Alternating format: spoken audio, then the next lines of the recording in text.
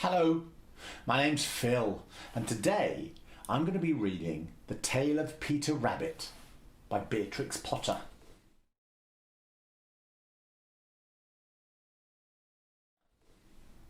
Are you sitting comfortably? Well then, let's begin.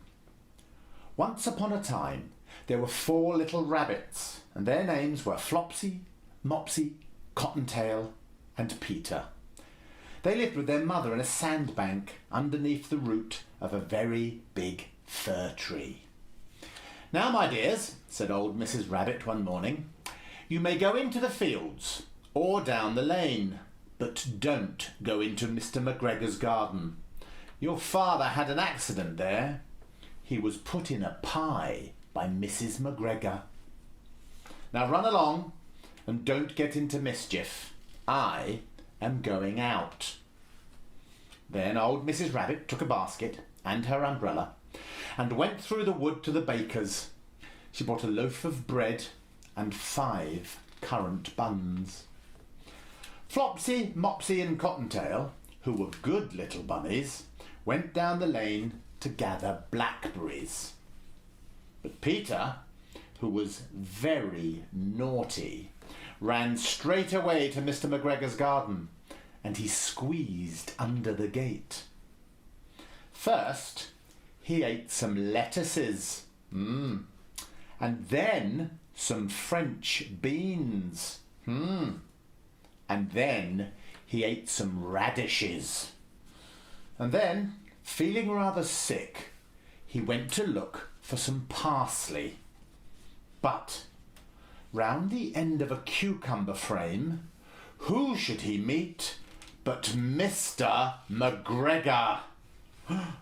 Mr. McGregor was on his hands and knees planting out young cabbages, but he jumped up and he ran after Peter, waving a rake and calling out, "Stop, thief!"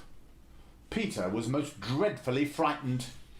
He rushed all over the garden, for he had forgotten the way back to the gate.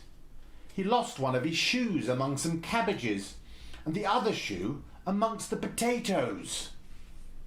After losing them, he ran on 4 legs and went faster, so that I think he might have got away altogether if he had not unfortunately run into a gooseberry net and got caught by the large buttons on his jacket.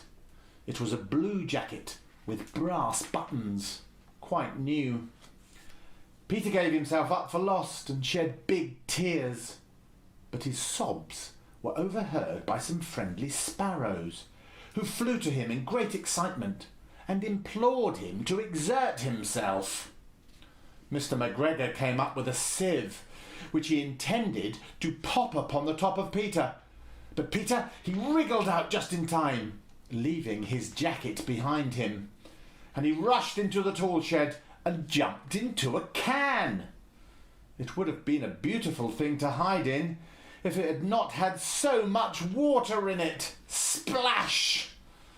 Mr. McGregor was quite sure that Peter was somewhere in the tool shed, perhaps hidden underneath a flower pot. He began to turn them over, carefully looking under each. Presently, Peter sneezed. Choo-choo! Mr. McGregor was after him in no time and tried to put his foot upon Peter, who jumped out of a window, upsetting 3 plants. The window was too small for Mr. McGregor, and he was tired of running after Peter. He went back to his work. Peter sat down to rest. He was out of breath and trembling with fright, and he had not the least idea which way to go. Also, he was very damp from sitting in that can. After a time he began to wander about, going lippity-lippity, not very fast, and looking all around. He found a door in a wall, but it was locked, and there was no room for a fat little rabbit to squeeze underneath. An old mouse was running in and out over the stone doorstep, carrying peas and beans to her family in the wood. Peter asked her the way to the gate, but she had such a large pea in her mouth that she could not answer.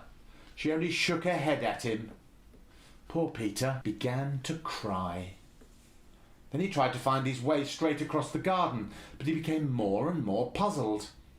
Presently he came to a pond where Mr. McGregor filled his water cans. A white cat was staring at some goldfish.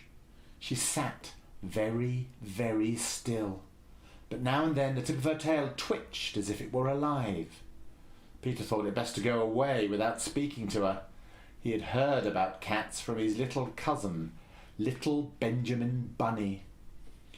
He went back towards the tool shed, but suddenly quite close to him he heard the noise of a hoe. Scratch, scratch, scratch, scratch.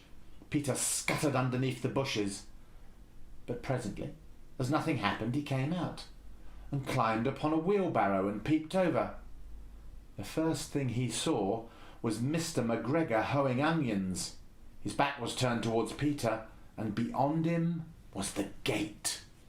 Peter got down very quietly off the wheelbarrow and started running as fast as he could along a straight walk behind the blackcurrant bushes. Mr. McGregor caught sight of him at the corner, but Peter did not care. He slipped underneath the gate and was safe at last in the wood outside the garden. Mr. McGregor hung up the little jacket and the shoes for a scarecrow to frighten off the blackbirds. Peter never stopped running or looked behind him till he got home to the big fir tree.